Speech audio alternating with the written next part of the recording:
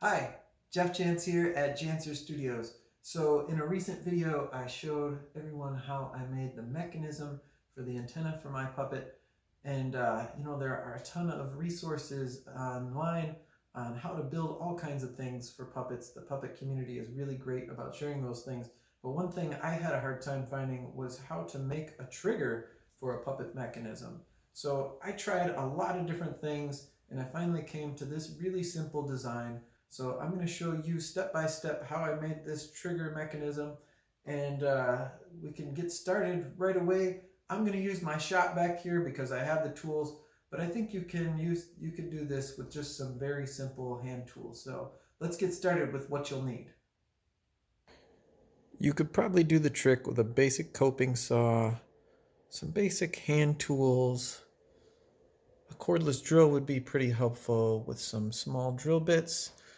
Couple of pliers. I really like to use these jeweler's pliers, and a file and a wire cutters. All right, there are quite a few materials that you'll need to make this happen. So some dowels, some welding rod.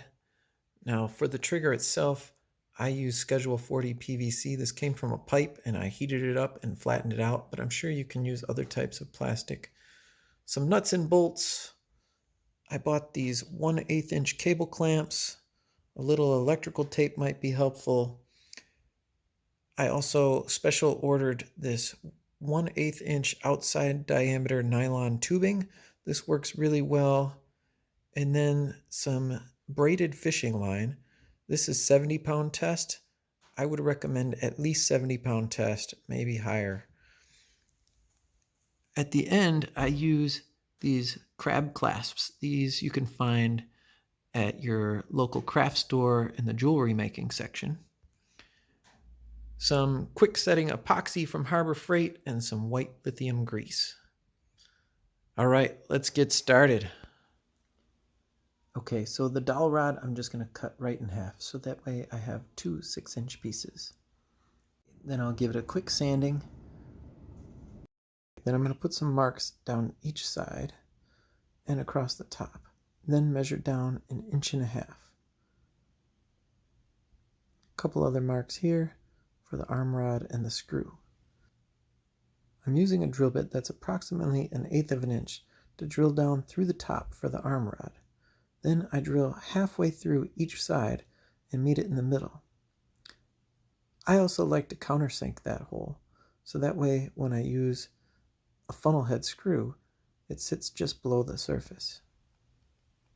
Be sure to offset the hole for the arm rod so that you'll have enough room for the cable clamp. Now we're going to drill a smaller hole for the screw for the cable clamp, right through the top. This one doesn't need to be nearly as deep. Notice that the holes on my pattern are 1 5/8 inches apart. It needs to be just a little bit more than the hole in the side of the handle. I'll cut this out on my bandsaw. If you don't have a bandsaw, this is where the coping saw will come in handy. Drill out my 2 holes with an 1/8 inch bit and sand down the edges. When I bolt on the actual trigger, I put on little dabs of lithium grease, and I like to use 2 washers on each side. That seems to help reduce the friction a little bit. It's really helpful to use a nylon locking nut. I'll usually tighten it down tight and then loosen it back up to get the tension just right. The nylon tubing I bought is a little bit loose in the cable clamp, so I'll wrap a little bit of electrical tape around it just to make sure it's nice and snug in there. Now I'll add another nut and bolt through the other hole. This is to hold the fishing string. I find 2 washers to be really helpful for this as well. I like to leave the stamped part of the welding rod in place. I think it gives the epoxy something to grab onto, so the arm rod doesn't twist. I also think it helps the epoxy stick if you scuff it up a little bit. I'm using the removable arm rod technique that I learned from one of Adam Kreutingers' YouTube videos. So I'm just going to bend this thing into a hook. Okay, a little 2-part epoxy. Mix it up. Lather it on. Work it in there really good. Wipe off the extra and let it sit. I like to just give it a quick coat of black paint, and if you notice, I took the cable off since that's already black. There's no big secret to getting the fishing string into the tube. You just shove a tiny bit in at a time. I just use a traditional fisherman's knot when I attach the lobster clasp.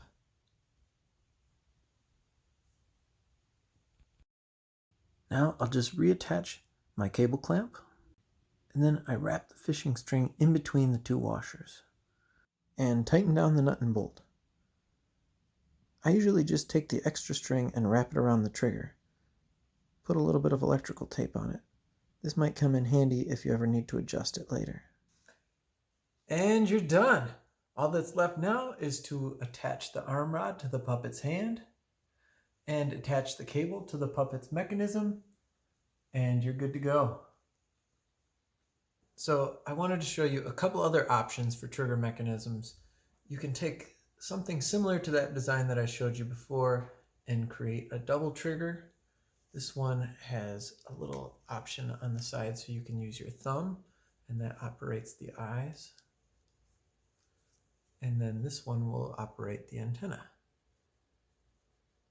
If you're looking for a simpler solution, this is one of the first ones that I started with. It's just a wood handle cut out from some plywood. I attach the cable clamps right to that and use these copper rings attached to the fishing string. And this one works pretty good. It's just a little bit bulky. All right, this one was one of my early attempts at trying to come up with some type of a mechanism trigger. It kind of looks like some kind of a weird steampunk tool, but this one was just way too involved and way too complicated. So the thing to remember is that if you're working with puppet mechanisms or puppets in general, it just takes a lot of experimentation. Sometimes you have to figure out some ways that don't work before you figure out the way that does. So give it a shot.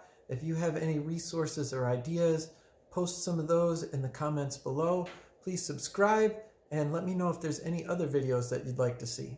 All right, we'll see you next time.